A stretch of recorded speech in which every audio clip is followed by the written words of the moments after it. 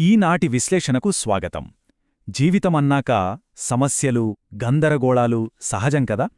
కాని ఎప్పుడూ వాటితో పోరాడే బదులు ఆ సమస్యల మధ్యే ఉంటూ అద్భుతమైన ప్రశాంతతను ఎలా సొంతం చేసుకోవాలి అనేదే ఈరోజు మనం మాట్లాడుకోబోయే ఆసక్తికరమైన అంశం.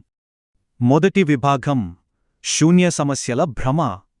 ఒకసారి ఆలోచించండి, ఒక వ్యక్తి రోడ్డు దాటాలి, కానీ అసలు రోడ్డు మీద ఒక్క బండి కూడా లేకుండా ట్రాఫిక్ పూర్తిగా జీరో అయిపోవాలని ఎదురుచూస్తూ కూర్చున్నాడు. ఆ భయంతో అసలు ఇల్లు దాటి బయటకే రాలేదు. వినడానికి చాలా వింతగా, కొంచెం ఫన్నీగా అనిపిస్తుంది కదూ. కాని నిజం చెప్పాలంటే మనలో చాలామంది జీవితం విషయంలో సరిగ్గా ఇలాగే ఆలోచిస్తుంటారు. ఇక్కడే మనకొక అద్భుతమైన ప్రశ్న ఎదురవుతుంది. అసలు జీవితంలో ఏ సమస్య లేని 100% ప్రశాంతమైన సమయమంటూ ఎప్పుడైనా వస్తుందా? ఒత్తిడి మొత్తం మాయమైపోయాటే సంతోషంగా ఉండాలని ఎదురుచూడటం నిజంగా ఆచరణలో సాధ్యమయ్యే పనేనా? ఎందుకంటే మన రోజువారీ జీవితంలో సవాళ్లు ఎప్పుడూ ఉంటూనే ఉంటాయి. ఆఫీసులో టార్గెట్లు, కుటుంబ వ్యవహారాలు ఒకవైపైతే, సడన్గా కరెంటు పోవడం లేదా వైఫై పనిచేయకపోవడం లాంటి చిన్న చిన్న చిరాకులు ఇంకోవైపు. అరే, ఇవి మాత్రమే కాదు, ఎక్కడో వేరే దేశంలో జరిగే ఘర్షణలు కూడా మన ఎల్పీజీ గ్యాస్ ధరలను పెంచేస్తాయి. చూశారా? సమస్యలు లేకుండా ఏ రోజు గడవదు అన్నది మనం అంగీకరించాల్సిన పచ్చి నిజం. సరే, ఇదంతా చూశాక మనం శాంతి లేదా ప్రశాంతత అనే పదానికి అసలైన అర్థమేమిటో ఖచ్చితంగా తెలుసుకోవాలి. అదే మన రెండవ విభాగం. ప్రఖ్యాత జెన్ గురువు థిచ్ నాట్ హన్ చెప్పిన ఒక అద్భుతమైన మాట ఇక్కడ మనం గుర్తు చేసుకోవాలి. శాంతి అంటే అసలు సమస్యలే లేకపోవడం కాదు, ఆ సమస్యల మధ్య కూడా ప్రశాంతంగా ఉండగలగడం. ఎంత అద్భుతంగా ఉందో కదా. ఈ విశ్లేషణ మొత్తానికి ఈ ఒక్క వాక్యమే అసలైన పునాది అనడంలో ఎలాంటి సందేహం లేదు. ఇది గమనించండి, ఒకే సమస్య 10 మందికొస్తే వాళ్ళు దానికి 10 రకాలుగా స్పందిస్తారు. కొందరు భయంతో వణికిపోతారు, కొందరు మూఢనమ్మకాల వైపు వెళ్తారు, ఇంకొందరు ఇతరులను నిందిస్తే మరికొందరు తమను తామే తిట్టుకుంటారు, కొందరైతే విపరీతమైన అహంకారంతో సమస్యను పరిష్కరించాలని చూస్తారు. కాని ఇక్కడ మనం చేరుకోవాల్సిన ఆదర్శవంతమైన స్థితి ఏమిటంటే, ఎలాంటి అహంకారం, గందరగోళం లేకుండా అత్యంత ప్రశాంతంగా ఆ సమస్యను పరిష్కరించుకోవడం. ఇక మూడవ విభాగానికి వద్దాం. ఈ నిరంతర అలల మధ్య మన పయనం ఎలా సాగాలి? ఇక్కడ సముద్రపు ఒడ్డున నిలబడి ఉన్న ఒక చిన్న పిల్లాడి కథను ఊహించుకుందాం. ఆ పిల్లాడు వాళ్ళ తాతయ్యతో ఇలా అంటున్నాడు: తాతయ్య, ఈ సముద్రపు అలలు పూర్తిగా ఆగిపోయిన తర్వాతే నేను నీళ్లలోకి దిగుతాను అని. భలే ఉంది గదా ఈ కోరిక. దానికి ఆ తాతయ్య ఇచ్చిన సమాధానం చాలా లోతైనది. బాబూ, సముద్రమంటేనే అలలు. ఆ అలలు ఎప్పటికీ ఆగవు. మనం చెయ్యాల్సింది అలలు ఆగడం కోసం ఎదురుచూడటం కాదు, ఆ అలల మధ్యే పడిపోకుండా నిలబడటం నేర్చుకోవటం. మన జీవితం కూడా అచ్చం ఈ సముద్రం లాంటిదే కదండి. సమస్యలు ఆగవు, కాని వాటి మధ్య స్థిరంగా నిలబడటం మనం నేర్చుకుని తీరాలి. వాస్తవానికి విరుద్ధంగా పోరాడటం వల్ల మనం శక్తిని కోల్పోయి తీవ్రంగా అలిసిపోతాం. అలా కాకుండా ఆ వాస్తవాలను అంగీకరించి ప్రకృతికి అనుగుణంగా ప్రవహించడం నేర్చుకుంటే మన శక్తిని అద్భుతంగా కాపాడుకోవచ్చు. తత్వవేత్త ఎలెన్ వాట్స్ చెప్పిన కొన్ని ప్రకృతి ఉదాహరణలు చూస్తే ఈ విషయం మనకు ఇంకా బాగా అర్థమవుతుంది.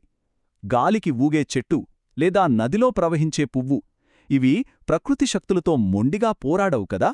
చెట్టు గాలికనుగుణంగా వంగుతుంది కాబట్టే అది విరిగిపోదు. పువ్వు నీటి ప్రవాహంతో పాటే వెళ్తుంది కాబట్టే నలిగిపోకుండా ఉంటుంది. అలాగే ఒక తూనిగా గాలివాటంతో పాటే కదులుతూ తన శక్తిని కాపాడుకుంటుంది. పరిస్థితులతో కఠినంగా పోరాడటం కంటే ఇలా సహజ శక్తులకు అనుగుణంగా మెలగడమే అసలైన సర్వైవల్ మంత్రం. ఇంకో సరదా ఉదాహరణ చెప్పుకుందాం, మన వైజాగ్ ఎండల గురించి. మనందరికీ తెలిసిందే, ఎండాకాలంలో వైజాగ్ వెళ్ళినప్పుడు అరే, ఈ వైజాగ్కి ఎండ లేకపోతే ఎంత బాగుండు అని అనుకోలేం కదా. ఎండతో కలిపే వైజాగుంటుంది. దాన్ని అర్థం చేసుకుని ఎండ తీవ్రత లేని సమయాల్లో మన పనులు ప్లాన్ చేసుకుంటాం. జీవితంలోని కష్టాలు కూడా అంతే. వాటిని పూర్తిగా తీసేయలేం, కాని వాటికి అనుగుణంగా మన ప్రణాళికలను మార్చుకోవాలంతే. ఇక్కడే మన 4వ విభాగంలోకి అడుగుపెడుతున్నాం. అసలు మనస్సులోని ఆలోచనలను ఎలా అదుపు చెయ్యాలి? సాధారణంగా మనకు 3 రకాల ఆలోచనలు వస్తాయని ఈ మూల సమాచారం చెబుతోంది. మొదటిది ఆచరించగలిగే ఆలోచనలు, అంటే దాహం వేస్తే వెంటనే నీళ్లు తాగడం లాంటివి అన్నమాట. రెండోవది సంబంధం లేని విషయాల్లో కొట్టుకుపోయే ఆలోచనలు, ఉదాహరణకు ఎక్కడో జరిగే రాజకీయాల గురించో లేక ఇతరుల గురించో గంటల తరబడి గాసిప్స్ మాట్లాడుతూ సమయం వృధా చేయడం. ఇక మూడవది అత్యంత కీలకమైనది ఏమిటంటే ఆలోచనలను కేవలం గమనించడం. అంటే ఒక ఆలోచన రాగానే వెంటనే రియాక్ట్ అయిపోకుండా దాన్ని కొంచెం దూరం నుంచి ప్రశాంతంగా గమనించగలగడం. ఇలా చేయగలగడమే నిజమైన మెచ్యూరిటీకి సంకేతం.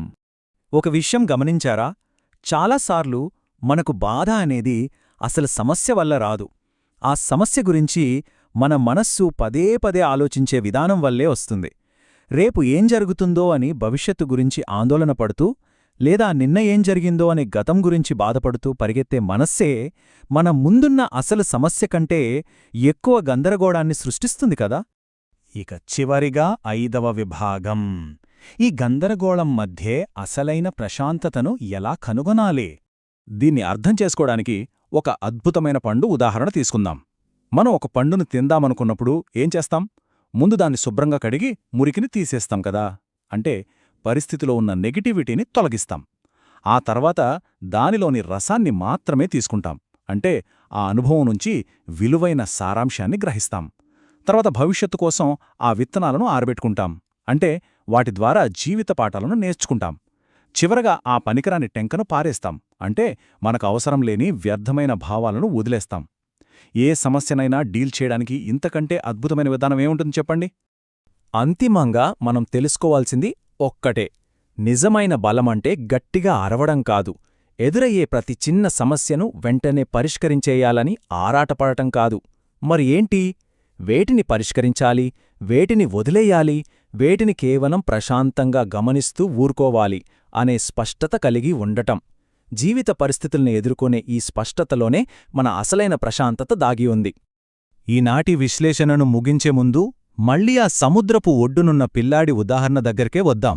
జీవితం అనే ఈ పెద్ద సముద్రంలో సమస్యలనే అలలు ఎప్పటికీ ఆగవు. మరి నిరంతర అలల మధ్య మనం ఎలా నిలబడబోతున్నాం? ఆ వాస్తవాలతో పోరాడుతూ అలసిపోవడమా, లేక ప్రశాంతంగా ఆ అలల మధ్యే బ్యాలెన్స్ చేసుకుంటూ నిలబడటం నేర్చుకోవడమా? ఒక్కసారి ఆలోచించండి. ఈనాటి ఈ లోతైన విశ్లేషణ సమస్యలను చూసే మనందరి దృక్కోణాన్ని సానుకూలంగా మారుస్తుందని ఆశిస్తూ సెలవు.